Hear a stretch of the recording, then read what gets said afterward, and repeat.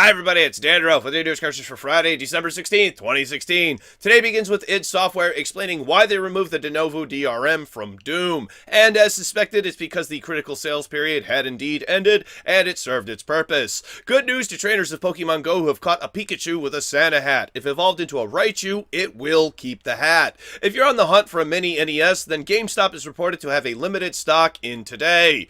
More than likely, they're all gone by now. If you couldn't find one and you're looking to solve those blues, then how about renting a go-kart that looks exactly like the ones in Mario Kart? It's available in Japan for $25 an hour. Players of Hitman have their next elusive target, and it's a self-help advisor, and it's recommended you help him make it look like an accident.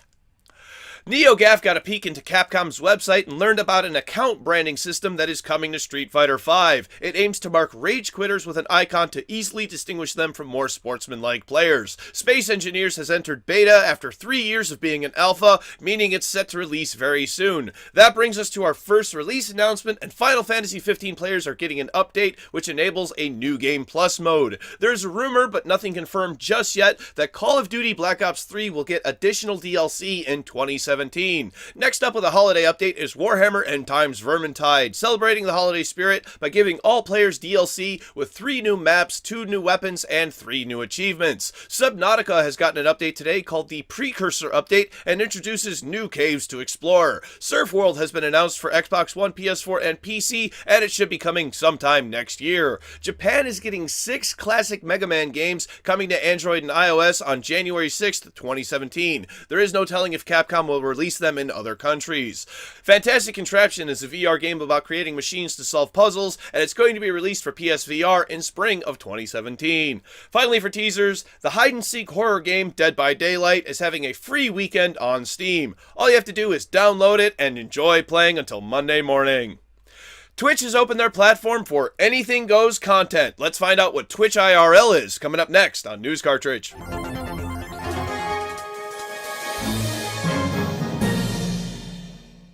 Our top story is about Twitch TV because they added a new category and are diving deeper into the depths of non-content. Twitch began yesterday a new channel called IRL, which stands for In Real Life, and quite frankly, could mean anything. The stipulation for what may be broadcast is very vague. It's things like you can't stream content you don't have the rights to, like movies, music, TV shows, pretty basic stuff there. But you can't feature content of other people in a private place without their consent. And you must attend to your chat, so no sleeping on stream. There's another rule about not operating streaming equipment and a moving vehicle simultaneously, and when I asked via Twitter, the response I got was no streaming from a moving vehicle at all. When I asked if you could stream via a train, I got no response. You are not able to set up a webcam somewhere and stream something like a camera on your pet. However, you may stream yourself playing with your pet as long as it's the vlog-style content which Twitch wants its streamers to create.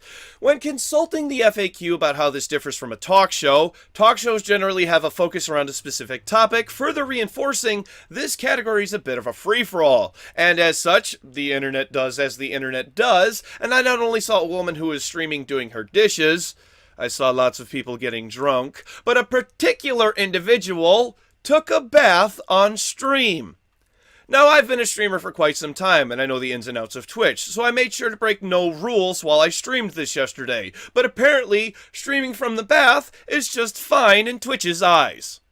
Although I did get a lot of soap in my eyes. Speaking of the rules, both the Terms of Service and Community Guidelines were updated yesterday, and nothing about this was mentioned at all on Twitch's Twitter. So if you have an idea for a stream that just didn't fit anywhere else on Twitch, it'll probably fit there along with all the other non-tent.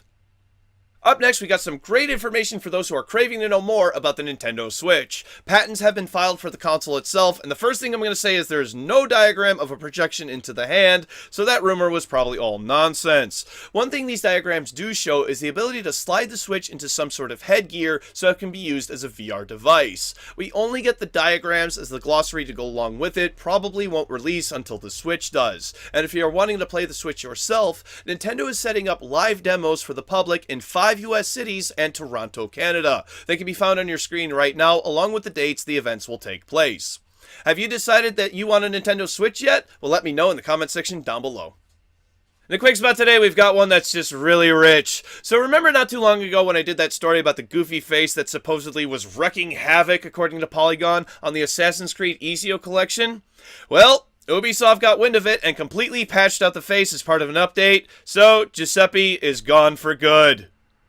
It's a sad day in gaming history, and let that be a lesson to Polygon that if you lie to draw attention to something, it can ruin it for the rest of us.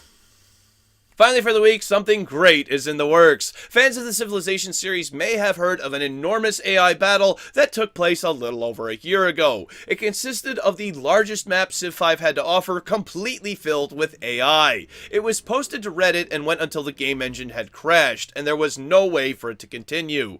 A rather unsatisfying end for those who are paying attention and waiting for the next post. A new Battle Royale is scheduled, and this time it will feature over 100 Civs, and instead of being posted to Reddit, it will be streamed live 24 hours a day on Twitch TV. Fans of Civ will know the bigger the game, the longer it will take, and with 100 Civs, it's sure to fill at least a week, as it will show each turn of each Civ. On Twitch, viewers will be able to vote on which Civs take place in the game, but you can also request information on how each of the Civs is doing, like how close they are to a win condition. The battle starts on December 26th, so mark your calendars. Alright, now it's time for Monday's game releases because I'm off for the next 2 days because I've got to transplant Groot. For PC, Child of Alt, A Demon's Game, Episode 1, Acrostorm, Sanctuary VR, Mass Exodus, Behind the Memory, Metatron, Downward, Happy Room, EEP 13, Grab the Bottle, Grave Danger, Basement VR, Juno's Darkest Hour, No Seat, Wonderland, Sullen, and The Crypts of Anaxabah VR. Thank you very much, everybody. This has been News Cartridge. I am Dandruff. I will see you on Monday. And I found a rock that measured 1,700 yards in length. Must be some sort of milestone.